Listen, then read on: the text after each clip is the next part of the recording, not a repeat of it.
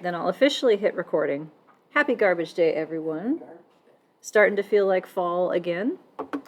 My son is doing School of the Wild this week. Do you know what that is? It's sort of like a Boy Scouts kind of thing, but for everybody. He's learning about nature and birds and frogs and stuff. And trees. Yesterday they went to the wetlands. Oh, that'd be cool. So I'm going to warn you, Usman, and when your kids are in 5th grade, and they said wear shoes they can get muddy, they mean it. Or lose in the mud? He literally lost his shoes in the mud. That'd be our child too that does Yeah, that. he said, I got stuck in quicksand. And I'm like, I don't think that's what happened. But a mud bog took him and his shoes, and his friends had to pull him out of the bog and try to track down his shoes. Let me put it this way. He was so muddy that he had mud under his toenails from inside the socks and the shoes. That's impressive. I know. I was like, I didn't even think that was possible. I'd give him a medal for this. Yeah, so wetlands is for real. Today was supposed to be, yes. Today's some big hike. And every time that he talks about it, it's a longer hike. So it started out like 3 miles, and I think he thinks it's about 9 by now. So I'll let you know on Thursday how much walking they actually have to do. But that's the exciting updates from our house here. We have, let's see, a little bit of lecture 3 to do, a little bit of example 3, and then we have random slopes to talk about. So tell me what you remember from last week, and here's a picture that might help with some key words. Just tell me keywords. I don't even care if you know what they mean. Contextual effects. Contextual, that's a key word. Any other keywords on this slide? Between and within, and those have very specific meanings in this context. So a level 1 effect, we call a within effect. That is differences between people in a predictor, capturing differences between people in the outcome. So kids that have more money than other kids that have this characteristic instead of that one, what happens to their outcomes? At level 2, we have 2 different choices. We have between and we have contextual. They are 2 different ways of expressing the contribution of the cluster to a person's outcome. The major difference between them is that a between effect does not control for the corresponding individual predictor. It's just level 2 only. A contextual effect is after controlling for the contribution of the individual level predictor. So that's what these pictures are showing here. Question? Would level 3 then also only have between and contextual effects?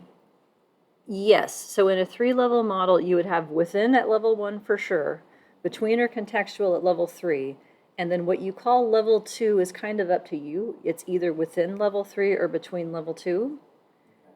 Depending on the particular kind of sampling, one may make more sense than the other. So, but yeah. Thank you. Sure. So this is slide 32 here. Let me show you this. So these are the pictures that I'm using is on the x-axis original values of the level 1 predictor. So maybe that's centered so that 0 is a different point, but it's not it is not cluster mean centered, which is the big thing. So in this picture here, like conditional on an individual level score of 0, the lack of a gap across these 3 lines here, which describe different level 2 means, a low group, a medium group, and a high group, this is a lack of a contextual effect, meaning all I really need to know is that you're a 0 and I can predict your score. Like the group doesn't really matter above and beyond that. And another way of saying that is that if you look at the slope of the individual lines representing one school's effect, so differences across kids from the same cluster, and if you look at the slope of the lines through the means, they're pretty close to the same thing. So between minus within is contextual. A lack of a contextual effect means the between effect at level 2 is equivalent to the within effect at level 1. Down here, we're showing sort of a weird case in which the between effect has a slope of 0, so that's the dashed line through the means here. The within effect has a slope of 1, And between minus within creates a contextual effect of -1. So if I condition on 0, for every unit higher my level 2 mean is, my level 2 outcome is lower by 1 in this case. So you'd have to be very careful in describing, does context matter? It doesn't matter in without controlling for level 1. It actually has a negative effect after controlling for level 1. So between and within don't have to be in the same magnitude, and they don't have to be in the same direction. They're two different things. The trick is in specifying the model to capture that. So what's the one way to screw this up? Another vocabulary word starts with an S. Smush. Smushed. Yeah, you smush it, right? What's a smushed effect? When you consider that a level 1 predictor only has a slope from level 1? Yeah, essentially no contextual effect. So you're saying that all I need to know is where you stand at level 1, and that's the end of the story. Equivalently, you're saying that the within slope and the between slope are the same number. Yep, that's a smushed effect. If smushed makes you giggle, what's a more formal way to say that? Conflated. Yeah, conflated would be my second choice. I like smush better. I like smushed, it's more Well, fun. because it gives the appearance of a weighted averages, which is actually kind of what's happening in That is what's with the happening. variance. I would also accept the alternative spelling with 2 O's, but then it would be smooshed, I think. The O changes in that case. Somebody say smooched accidentally. That's Yeah, all. then it sounds like kissing or something, Yeah, smooch or whatever. So no, Yeah, we're gonna go yeah, with smushed. smush. Yeah, that's what we're gonna go with. Yeah. Okay, what do I want to do? I gotta decide. Let's go to the example. Can we do that? Examples are wonderful. Yeah, we like examples. So this is a data set that is done after this example. You won't have to listen to it anymore. We have 7,000 some odd students from 160 schools. We are predicting math from student level variables of a numeric index of SES that somehow has a mean of 0, sure, and a binary version of a level 1 predictor for whether the student identifies as white or non-white. And we have gone through the SES models up to this point. I'll hit the highlights for you. So one thing that I had pointed out in looking at descriptive statistics is in manuscripts, it is very common to report means, standard deviations, and correlations among your variables as part of your results or even your method section. In multi-level data, though, we need to keep in mind that there are as many correlations as there are levels. So in this case, I can report correlations among, for instance, the cluster means of math, socioeconomic status, and non-white identity. And we can see that there are some fairly strong relationships here at level 2 in these means. So the model is going to recreate cluster mean math for us. That is the random intercept for math. Conceptually, that's what it is.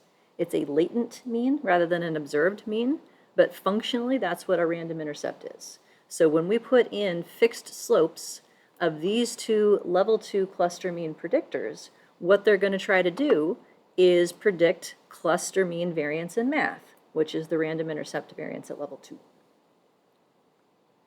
At level 1, we do what we can call variable centering as a general name. In this context, we would call it cluster mean centering or centering within contexts, centering within clusters, group mean centering. There's about 72 different synonyms for this, give or take. The key idea, though, is that we are subtracting off a variable that is supposed to capture level 2 variation. So we're isolating level 1 variation. So for SES, this sort of makes sense. Like this would be within cluster SES, if it's 1, that means you have 1 more unit SES than your cluster, whatever that happens to be on average. This one's going to be a little weird. Non-white is a binary variable. So it starts out as 0s and 1s, but once you subtract the cluster mean of that variable, then you end up with not 0s and 1s. So for instance, if you are from a group where 50% of the students have a characteristic that's a 1, then I might subtract, then essentially what would end up happening over here is that this takes on a value of negative 0.5 or positive 0.5 instead. So that becomes a little bit weird in the sense that 0 is no longer within the scale, like nobody is a 0. So the intercept is like somewhere in between the two, but this is the same process regardless of whether you have a binary predictor or a numeric predictor, quantitative. So at level 1 then, we end up with different relationships. So the cluster mean centered variables here have a lower correlation than do the cluster means, and then when you put the variables back together into their original level 1 forms, you get a weighted combination of these distinct correlations. So I would not report this. I would report the level-specific versions instead. Interclass correlation. Why do we need to know that? Oh, question? Sorry, Lisa. Yeah, go for it. But now that we are looking at that chart, we can see that, for instance, the correlation between non-white at level 1 and cluster mean non-white at level 3 is 0.78, right? 0.79, you Last mean? round, last row, Last row, this right here. 78. Or 79, but In the third column, Lisa, sorry. This, In the non-white column, uh-huh. third row, at the end of the third row, with cluster mean none, we have a 0.78. I can't find it. Sorry, third row in non-white. Third row right here. Sorry, what I'm saying. It's like, there's nothing here, dude. Sorry. At the end of non-white column. This one, Yes, thank you. So that 0.78. 68. 68. Yeah, 68. 68, yep, Thank you. make it bigger. That's expected, right? Because we have an individual variable and we are taking its mean to be used as a predictor at level 2. Yes, In that case, we could consider that as a high correlation. We could be then, which would cause later collinearity problems in our model, right? Do you think that in multi-level collinearity in these type of variables could be something like in single-level models, or is just another feature of multi-level models? okay, let me make sure I can capture the question for the recording. So Vladimir is pointing out that the original variables are correlated with their cluster means. Which would be That should happen, right? If they're uncorrelated, something went awry. Likewise, the original variables are correlated with their within cluster parts. Something went awry if that didn't happen. And the question was, for example, 0.68 here as a correlation between the cluster mean of this predictor and the original predictor. Is that excessive collinearity, and is it going to be a problem? The short answer is no. The model will figure it out. So I don't think there's any issue with including, from a collinearity damaging things standpoint, from including the original version of the variable or the within cluster version, because their fixed effect and standard error is going to be the exact same either way you do it. So to me, that's evidence that collinearity is not a thing in these models that you need to be concerned about. Got it. Thank you. And also, theoretically, that could be 1 if everybody had the same value. Yes. So if you had a yes. predictor with an intraclass correlation of 1, then the cluster mean will be like perfectly correlated, I think. Right. So yeah. Again, how do I know in practice that I need to worry about smooshed effects? We'll go back to that as a principle. What are my diagnostics in a data set that I would need to worry about smooshed effects at all? ICC, for just the outcome or for the outcome and the predictors? Both, yeah. So if the ICC is 1, it's purely level 2. It can only have a between effect, the end. If the ICC were 0, it's all level 1. All you can have is a within effect, the end. That's never going to happen to you in these things. But Either one. it would have to be controlled experimentally in this type of designs. In longitudinal models of occasions nested in persons, time often has an ICC near 0 because it's the same occasions for everybody. So then there's no between person variance in that. So as long as your level 1 predictor, your people measured thing, has an ICC between 0 and 1, it's at least a little level 1, which means it has the potential for within. It's at least a little level 2, has the potential for between and contextual. Yep. So then the question is how we set up the models to make sure that we allow for those possibilities.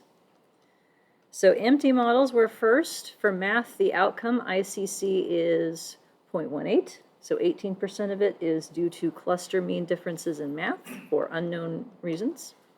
In the predictors, the quantitative variable of SES, we did the same type of empty model. It had an interclass correlation of 0.27, so even higher amount of between cluster variance there. And for non-white, since this one is binary, we had to use a logistic version of a multi-level model where we're predicting the log of the odds of the probability of a 1. That is called a logit link function or a log odds link function. Its purpose is to translate the expected outcome onto a continuous metric so that it can still be predicted by a standard linear model. See that 3 times fast. Yeah, exactly. That's a whole big thing. And if you're like, what did she just say? Yeah, it's a whole separate thing. But note also there's no E here in the level 1 equation because in binary data, there is no separately estimated residual variance. It is a function of the mean and it is a non-constant function of the mean. So it's not that there's no error, it's that we know what it is. So that's just one little complication in terms of switching out kinds of variables that you would want an interclass correlation for. The interclass correlation is computed using 3.29 where the residual variance would go, and it's in logit metrics. But in that metric, it is 0.63.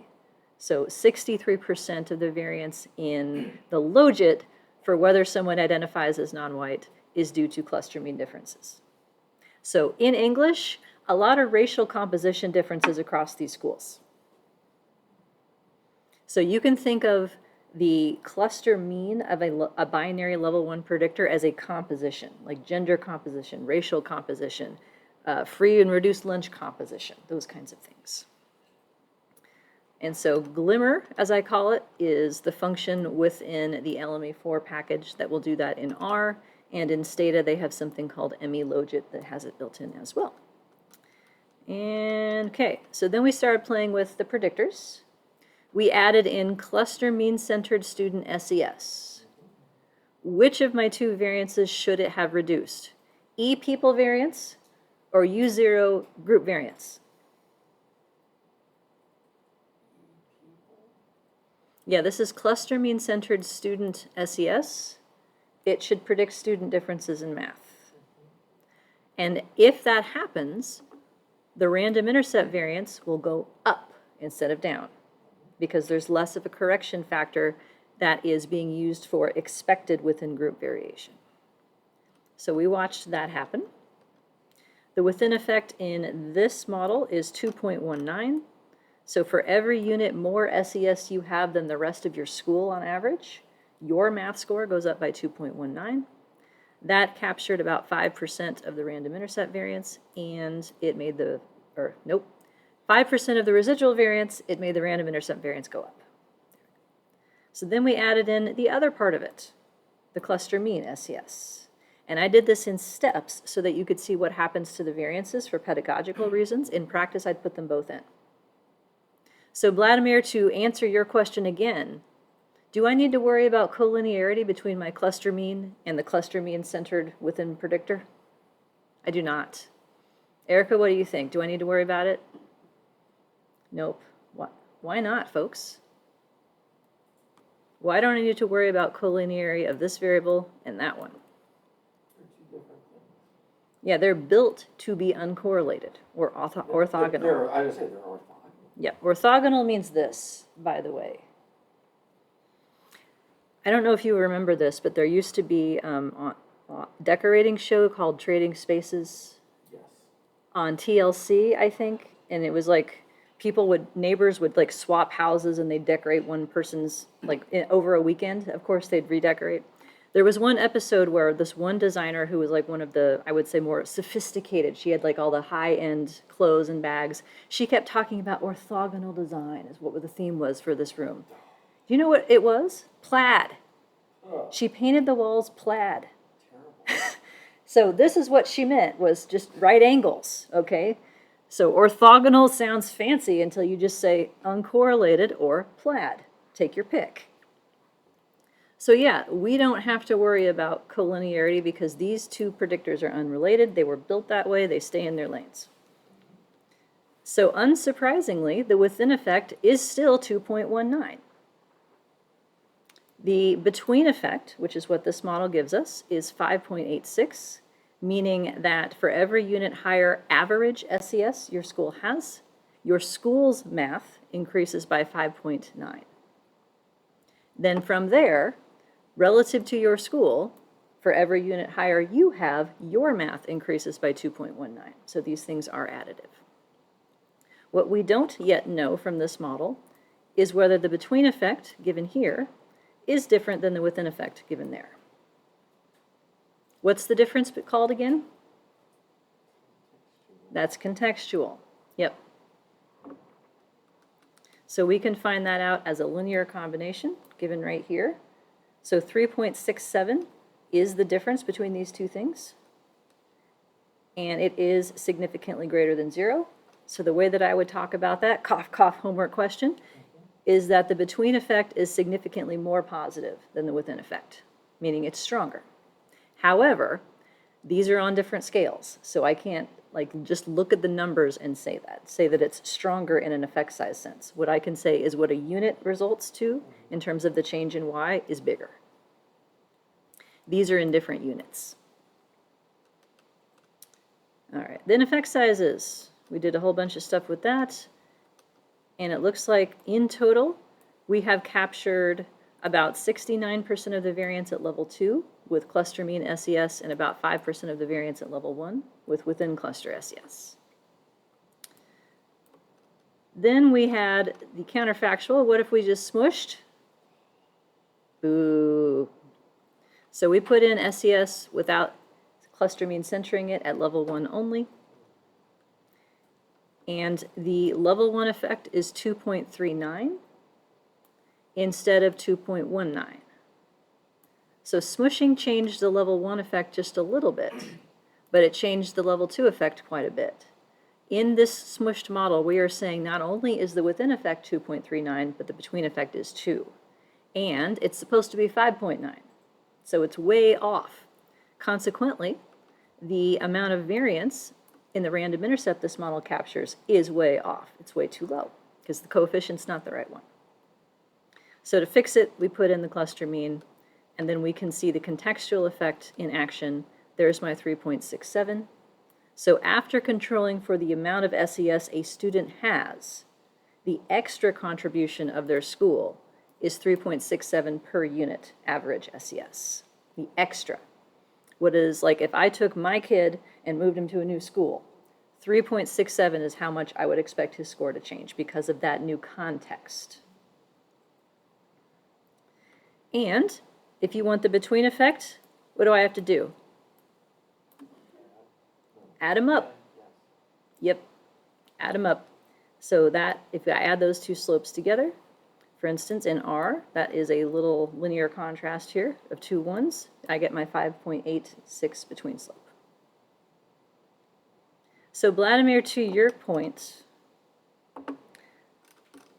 about collinearity, we have scrolled too far, I think. Hang on. I know what I'm looking for. Here we go.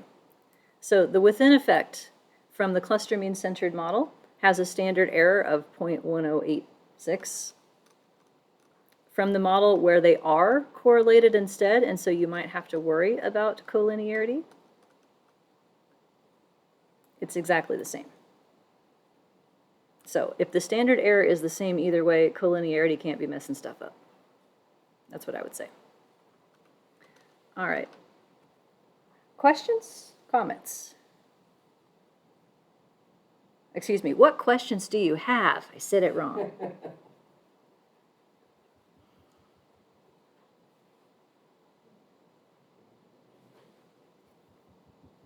quick one. Lisa, one of the things that you have said related to contextual effects, sorry, smoosh fixed effect, is that we are assuming that the fixed effect we have for our level 1 variable is assuming that our between fixed effect will be the same value. Yes, right? a smushed effect says the within slope and the between slope are the same. Exactly. How can that be possible if in the model we only have one fixed effect?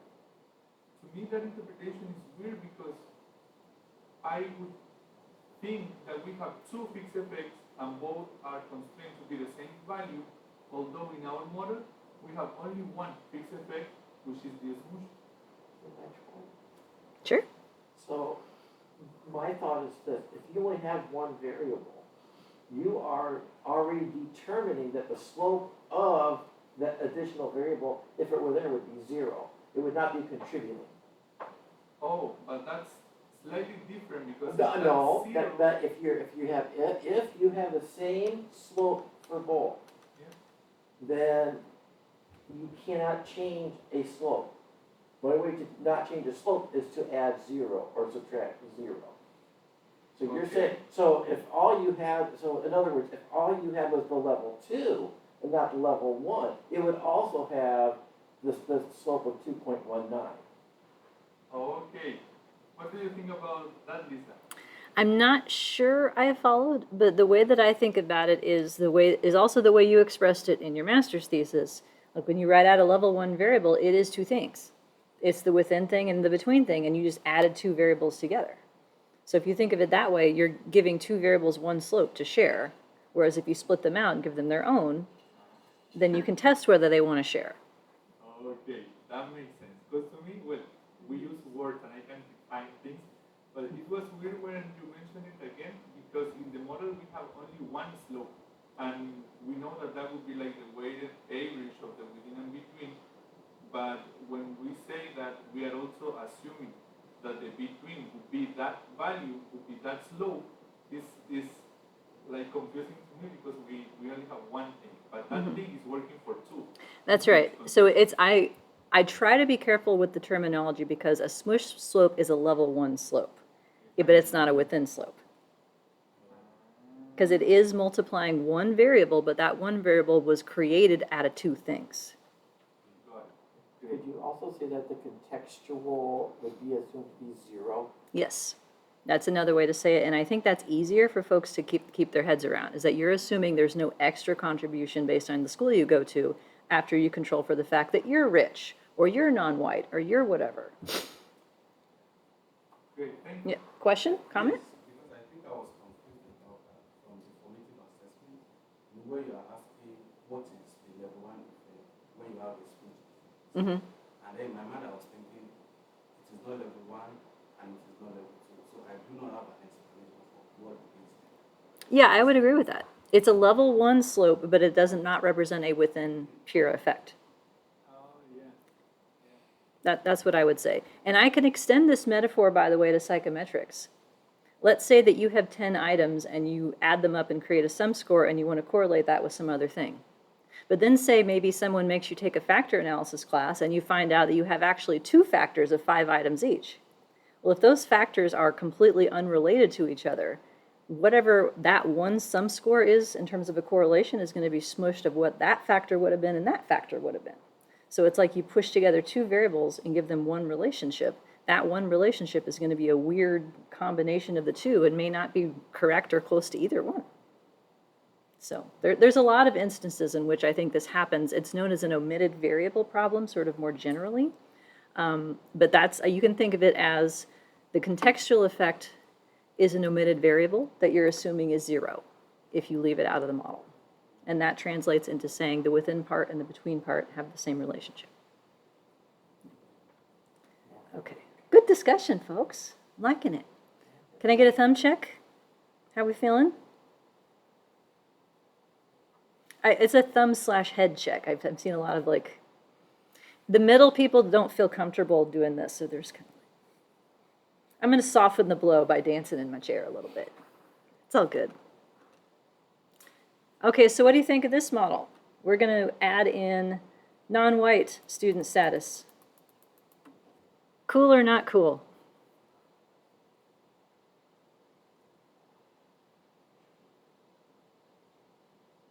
So let me walk through the equation. Beta 0 is my intercept placeholder for how each school gets its own average math score. That's a function of the mean of the cluster means, essentially, like conditional on this being 0, plus the effect of a 1 unit difference in mean SES for the cluster, plus what's this thing? U0? What's that called? Not a trick, I swear. Starts with an R. Residual, level 2? Some people call it that, but I don't.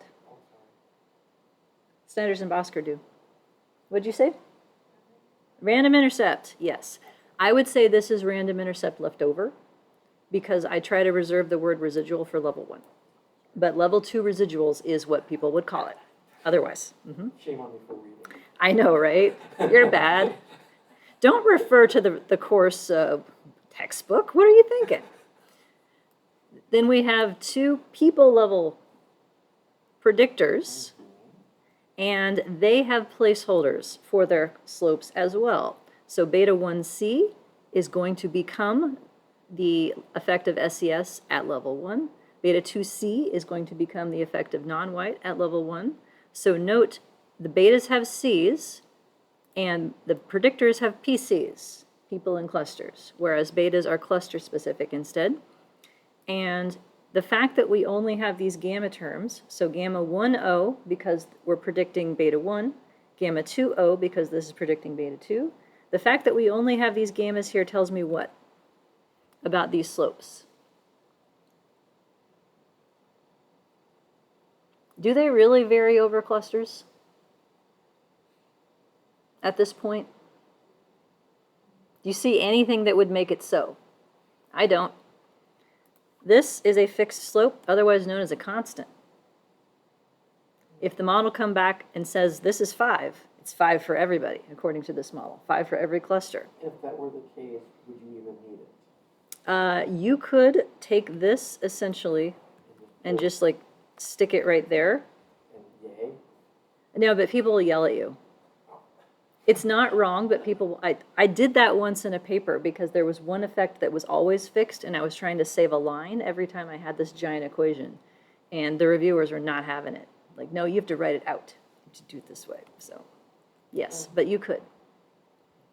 But that sort of begs the question, right? Well, we have this guy right here. That's a random intercept that allows cluster differences in beta 0. Wouldn't we want some cluster differences in these betas too, maybe? Yeah, that's unit 4. We're heading towards something called a random slope. If you have a true variable as opposed to a constant there, yes? Exactly. So to make this into a variable, we would add a corresponding U term that is 1c to match beta 1c. So then this would be the variable where this is the mean, and this is the mean deviation for cluster C. That's where we're headed. But we're not there yet. So now that we've gone through the model a little bit, is this model okay or not okay? I'll take votes. Okay? Not okay. Oh, more people for that. Abstain? Yeah, what makes it not okay? The way I see it, we're not including the non-white predictor in level 2. That's right. Non-white is only at level 1, presuming it only matters within. But do you think the proportion of students who identify as different racial groups are going to matter? Possibly. We know that that variable is 62% level 2. So that seems like something we should not ignore.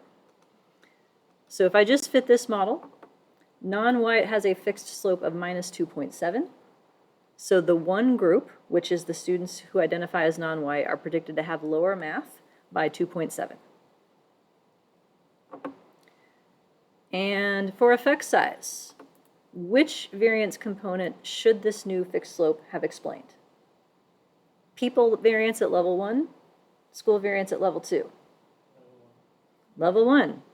Survey says, well, we were at 0.05 for the level 1 variance explained. Now we're up to 0.08 or so for a net change of like 2.3%. Cool, right? Well, we've only gained less than 1% of the random intercept.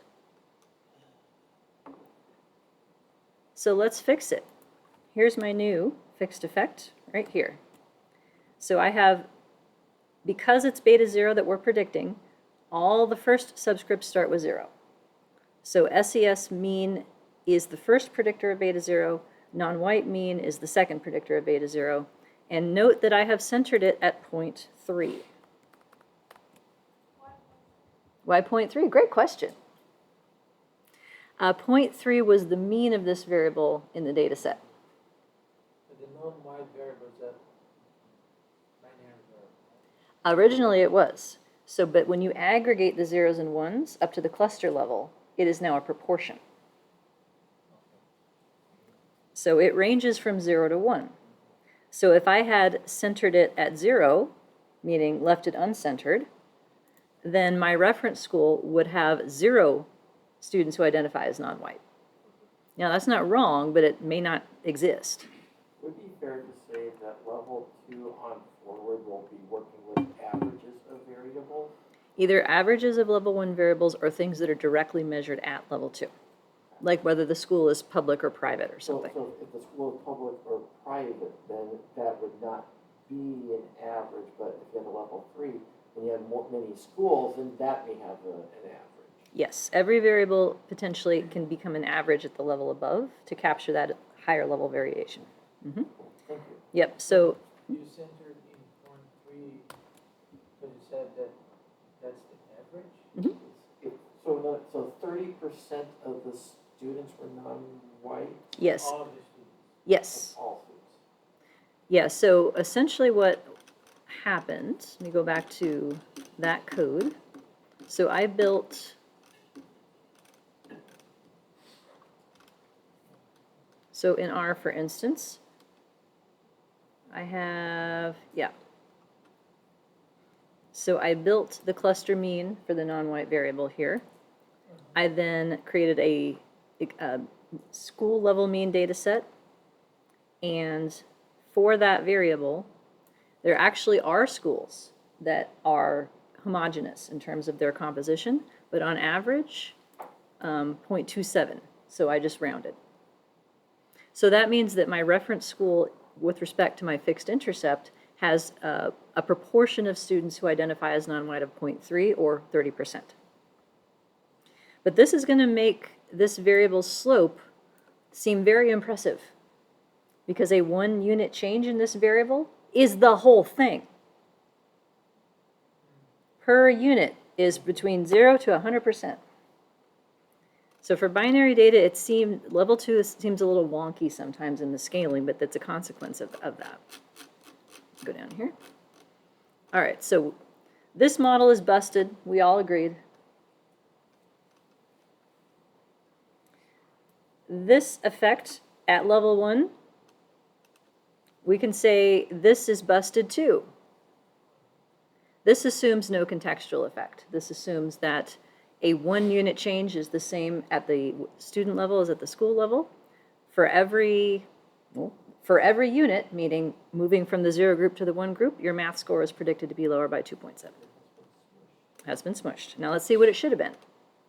To do that, we add in the cluster mean, centered at 0.3. So I put the 30 on there without the decimal. Here's what we end up with. Do I have?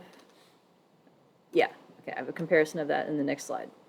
So now it is down to 2.89. It was 2.71. It's actually stronger. The reason for that is because the contextual effect is positive. It was pulling it towards 0. So now what I can say is that for every unit additional value of this cluster mean here, math actually goes up 1.35. Now, in practice, what I would do with this, because it is a proportion, is divide the coefficient by 10, move the decimal over, like that. So now I can say for every 10% more kids in the one group, school mean math goes up by 0.135.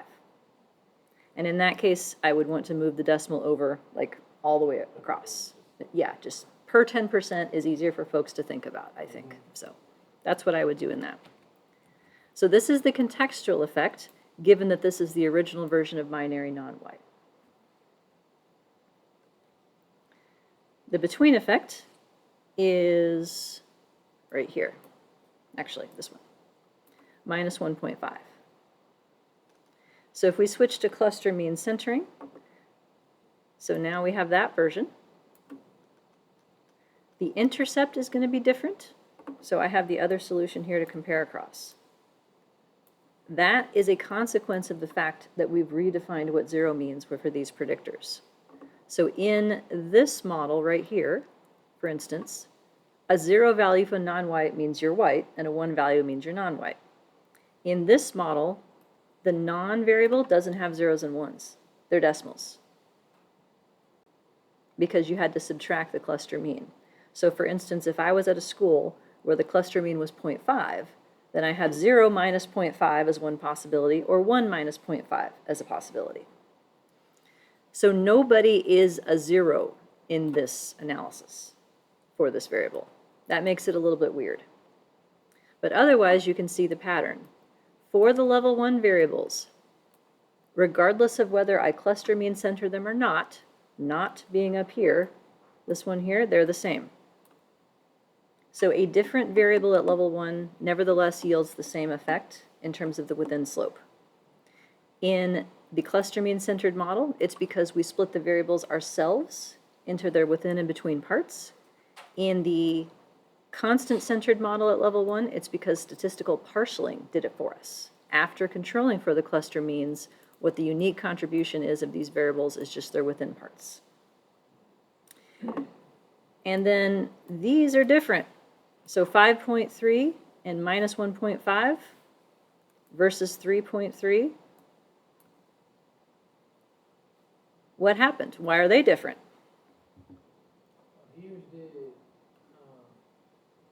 there's the contextual. Yeah, these ones are contextual, and these are betweens. Even though it's the same variable. Same variable at level 2 changes what it means. Different variable at level 1 means the same thing. It's nuts. So the good news is, regardless of which one you prefer, you can get the other one. So I like to do cluster mean centering and then report the contextual effects in addition. So if you had a table of output, for instance, you might have like a variable as a predictor, and then one line for within effect, one line for between effect, and another line for contextual effect. Like just report them all, and then let your readers decide which ones they want to pay attention to. So how much more variance then would we have explained is the question.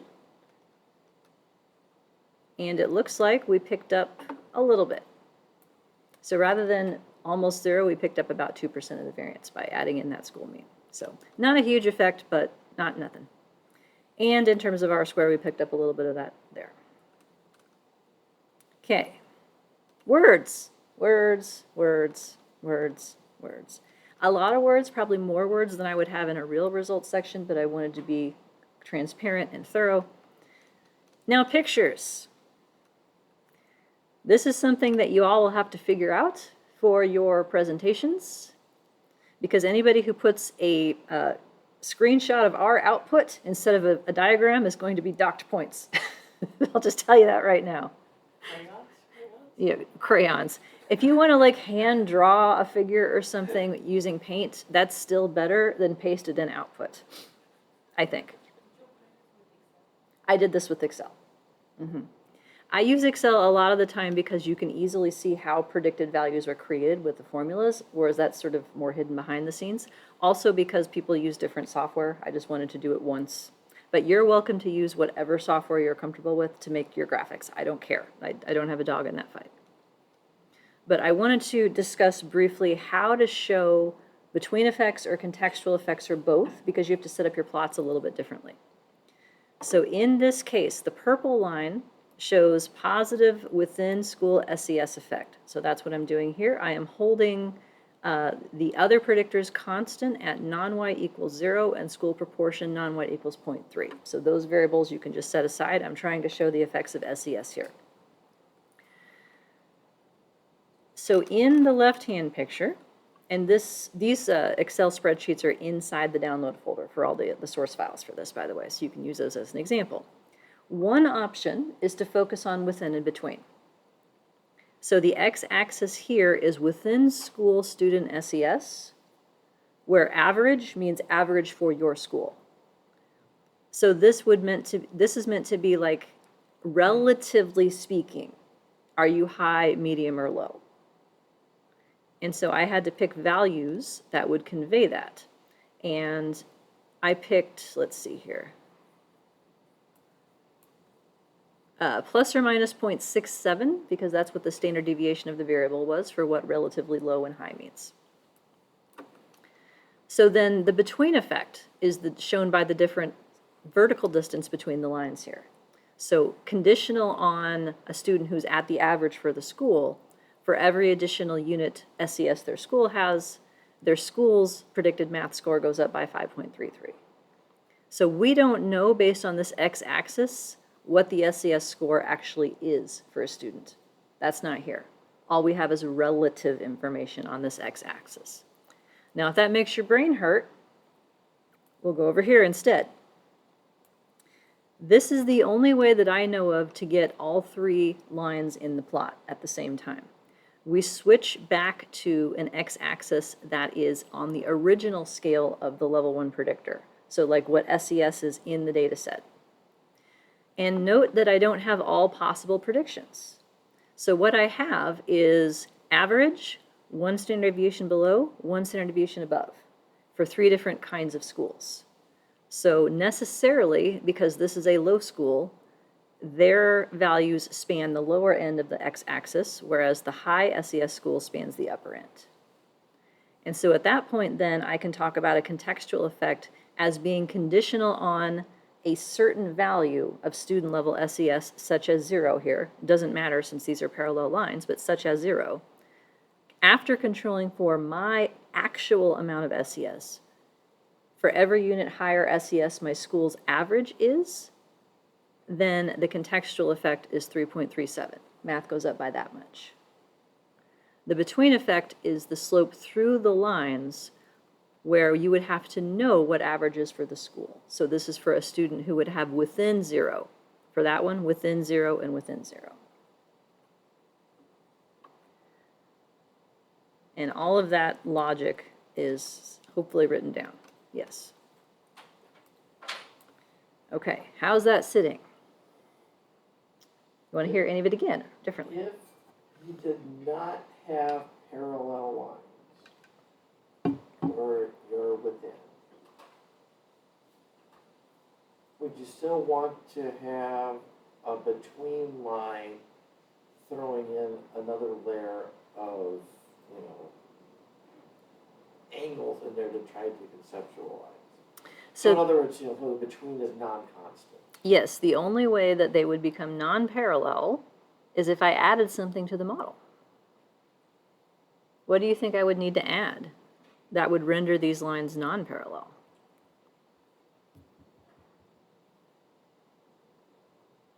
Open to anyone. Variable?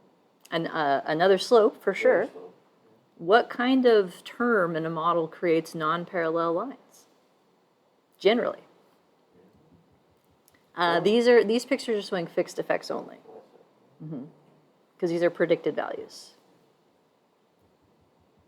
What creates non-parallel lines in plots? Starts with an I. Not that I. No.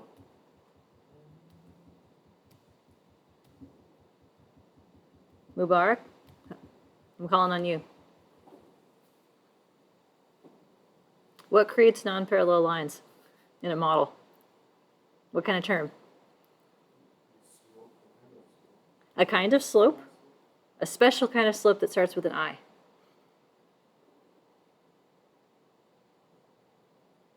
Okay, you can phone a friend.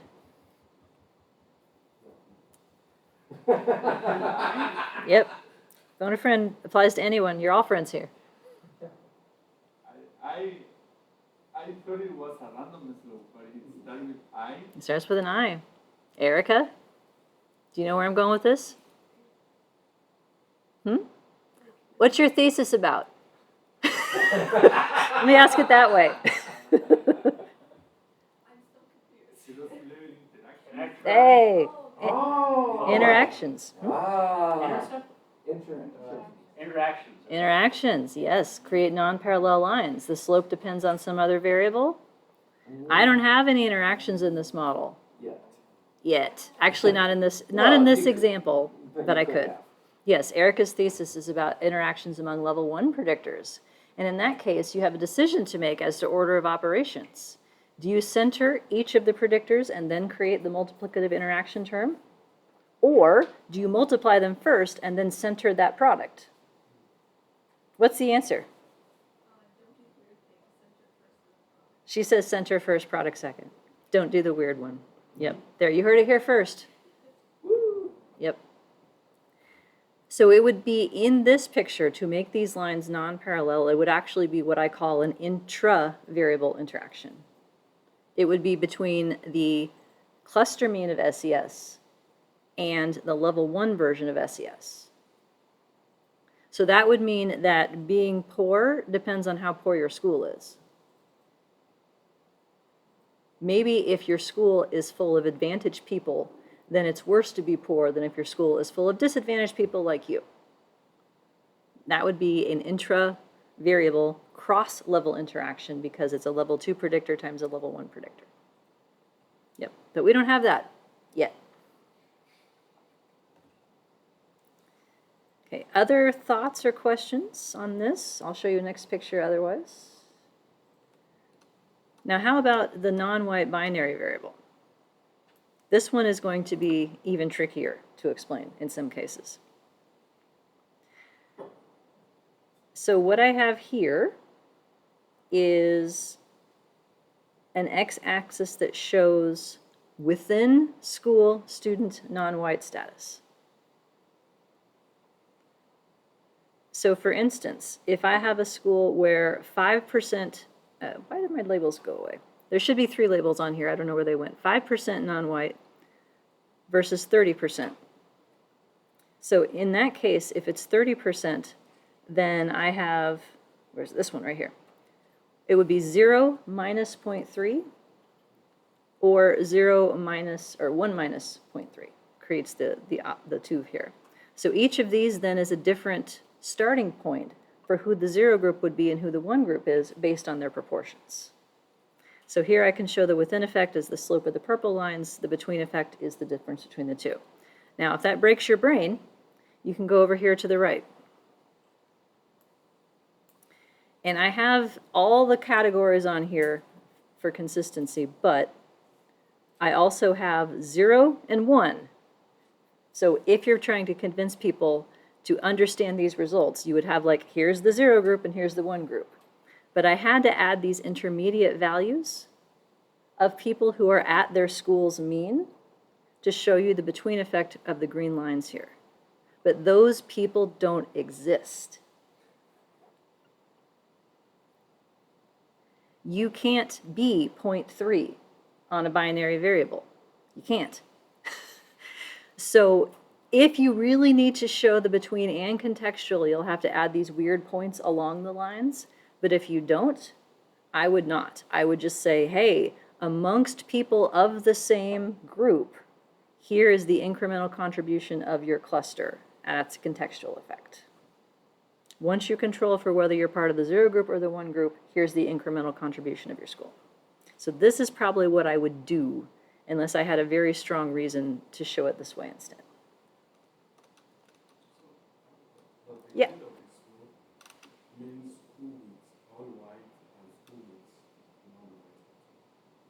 So the slopes themselves are for students. And then I tried to plot different lines for different proportions. of students in the school. So for whatever reason, my labels fell off here, but you can see the 3 here. I have 5%, 30%, and 25% as examples of different kinds of schools. And so then like for the triangles, that's the 5% school. Like I have a 0 person and a 1 person, but then I also have a 0.05 person because that's someone who's at their mean. That person doesn't exist, this person doesn't exist, and this person doesn't exist. But they're at their school means, which is what it would take to show a between effect. And then I have one more. Okay. Yeah, this is what I would do in practice, kicking out those weird intermediate values. Then you can just show contextual effects as differences among students of the same type.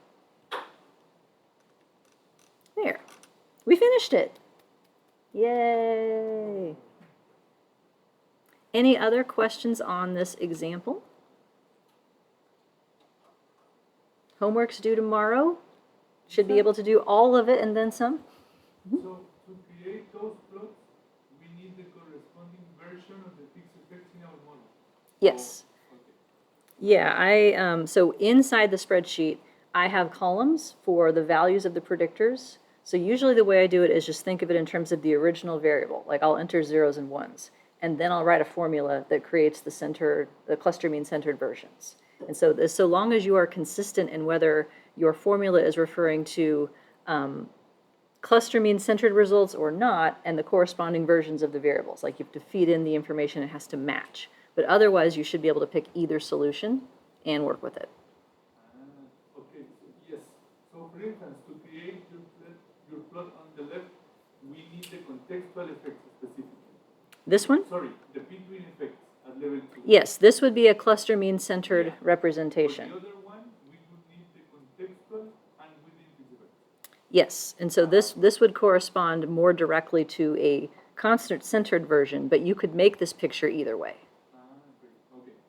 Yeah, this is the more general picture. This is changing the scale of the x-axis to be just within a school, as opposed to sort of overall, like this one. Okay, other questions, comments? All right, let's see what slides are left.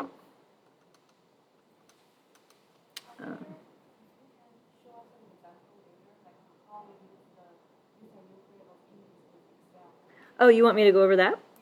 Sure, I can do that.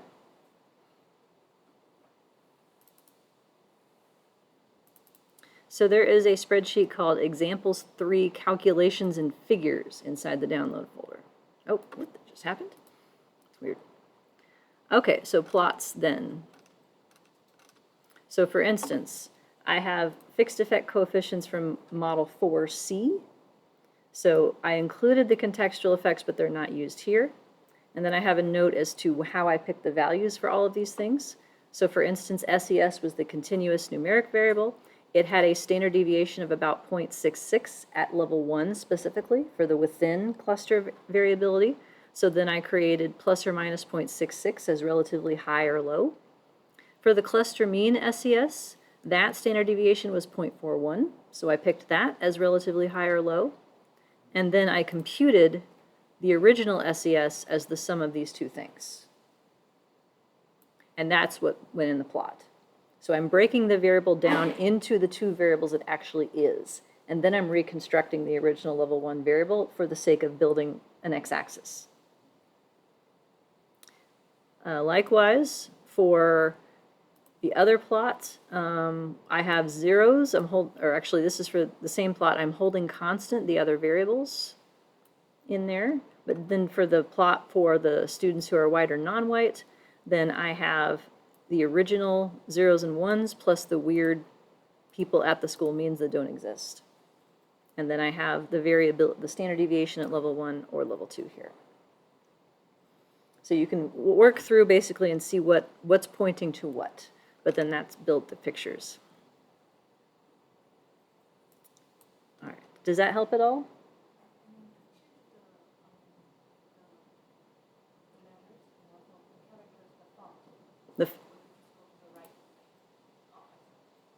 Yeah, so I mean you can make it whatever font you like. These are text boxes, titles. This is a text box.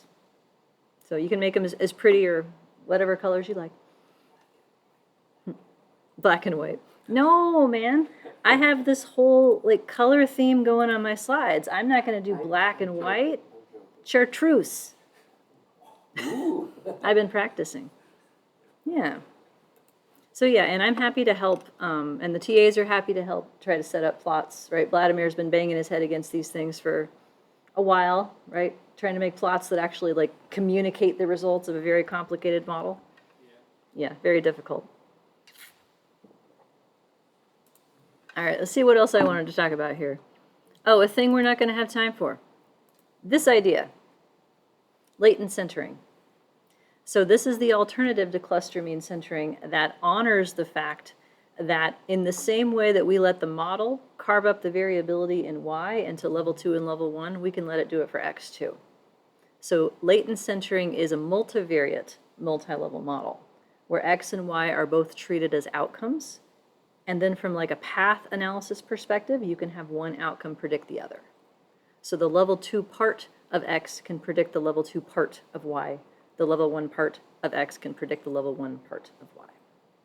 So that is only possible using software that is multivariate, such as within structural equation models or multivariate structural equation or multi-level structural equation models, which is this one here. So I have M+ code and output. This is something I shoved my way through the last 2 weeks of the class 2 years ago. So there's a little bit of material in there, but not a whole lot. I also cover this in the advanced longitudinal class, but that's a different context. So this is like part of the path analysis sort of thing that you could look at. So this is if you wanted to have your random effects as predictors of other things broadly construed, then you would have to switch to this type of multivariate estimation. Yep.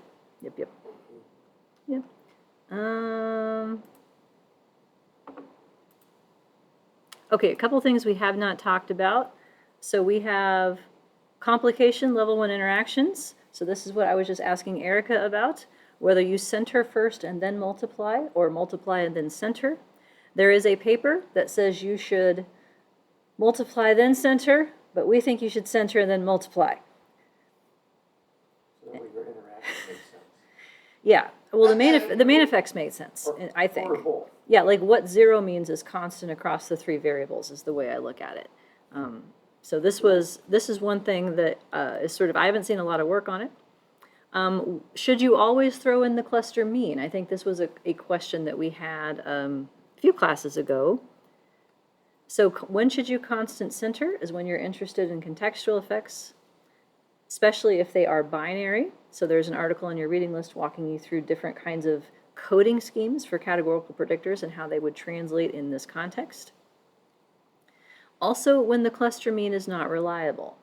So for instance, if I am interested in student level outcomes for a district, if I want to report back, I don't want just the free and reduced lunch proportion out of the students in the sample. Like I want the whole district's version.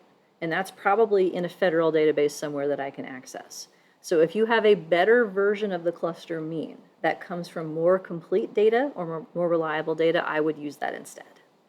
In that case, you may not want to cluster mean center because that's weird, but if you're paranoid about making sure that your level 1 and level 2 stay separated, then that would be one way to do it. Yeah, however, if you're interested in random slopes, for instance, in this last version of the model, here we go. This model says that the effect of being relatively poor is the same for all schools. That's an empirical question. The effect of being in the non-white group relative to the white group is the same across all the schools. We can allow it to vary by turning that slope into a variable rather than a constant. But it is going to have to be these versions. We'll talk more about that next time, but the short answer is because you can't unsmush a random slope as easily as you can unsmush a fixed slope. Right, Vladimir? That's his thesis. So how does it go when you try to estimate a random slope of a level 2 predictor at level 2? Non-convergence will be an issue. Non-convergence will be an issue because it just sounds crazy, but that would be the solution. So rather than try to do something that the model and the software may not even let you do, we'll cluster mean center instead. Problem solved. Yeah. Last thing, do I have to use MLM? Yes, is the short answer. But I want you to be aware of two other approaches that people will use for clustered data. And we've talked about this a little bit, but just to try and reorient us to that. Another option is fixed effects.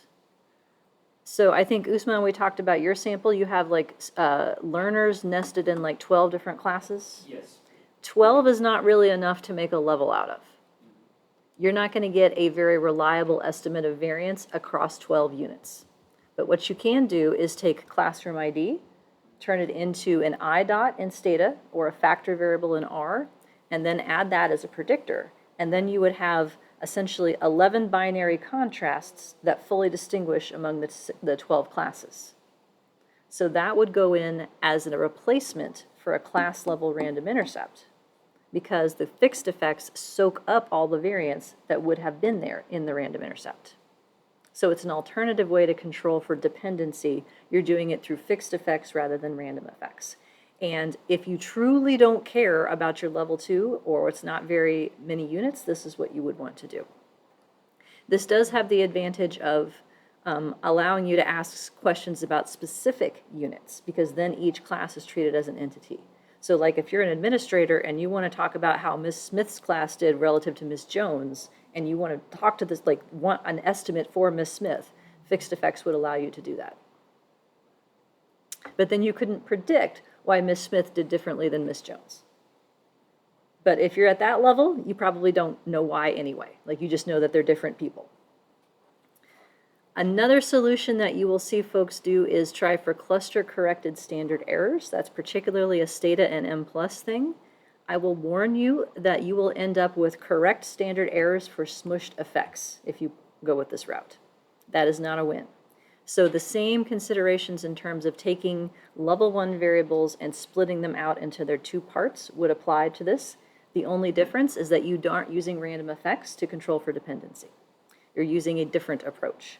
And that's what the McNeish article goes over as sort of these three categories of choices for this. Okay, question? Yes, Lisa, we have said here that the fixed effect approach can help us to account for the random variation in our outcome at level 2. Yes. Right? But there it says that we don't have to pay attention to a smoosh effect when we use this approach. Mm-hmm. How can that be possible if systematic variance in the outcome and systematic variance in the predictors are different things? Okay, so the question was, why don't we have to worry about smushed effects if we control for dependency via fixed effects of ID, essentially? Well, the reason is, once you put in which cluster is which, you have removed all level 2 variance from your outcome. So in terms of the smushed effect coming in, there is no between effect that is possible anymore. You've knocked it out. And actually, if you try to put in cluster mean whatever along with all your fixed effect dummy codes, something's going to turn to a row of dots because it's redundant. So in that case, you have controlled for it sort of by design, by putting in which cluster is which, reducing all level 2 variance so that the between effect would have nothing to do. And so then it's just the level 1 effect. Great. So this is more common in certain disciplines, econometrics being one, some political science stuff that I've seen too. And a main effect would control for a random intercept. To control for a random slope, you would need interaction terms. But we're not there yet. Thank you. Sure, thank you. So those are some choices. Here's your summary. Anything at level 1 is also going to be at level 2. That's the big picture. Everything that shows up in A level shows up in every level. Above it. Above it.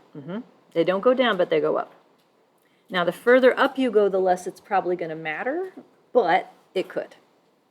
So, all right, 144. I think we're done for today. Questions?